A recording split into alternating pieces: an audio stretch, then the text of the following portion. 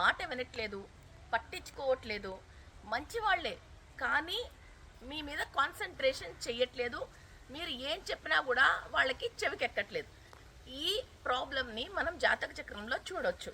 So సప్తమాధిపతి wife అవ్వచ్చు, husband అవ్వచ్చు, ఎవరైనా సరే స్పౌస్ కనుక మాట వినకపోతే, మిమ్మల్ని పట్టించుకోకపోతే, మీ జాతక చక్రంలో సప్తమ స్థానంలో ఏదైనా గ్రహం ఉన్నా లేదా రాశి కంపల్సరీ ఉంటుంది.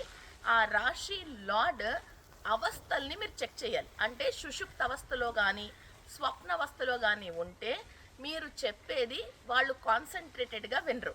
అదే మనిషి వాళ్ళ మమ్మీ కానీ సిస్టర్ కానీ డాటర్ కానీ లేదా వాళ్ళ బాస్ కానీ ఎవరైనా చెప్తున్నా వింటారు. ఎందుకంటే ఒక తల్లికి పంచమ స్థానంలో గ్రహము సుషుప్త అవస్థలో ఉంటే కొడుకు మాట వినడు. ఒక లేడీకి భర్త స్థానంలో గ్రహం సుషుప్త అవస్థలో ఉంటే భర్త మాట వినడు.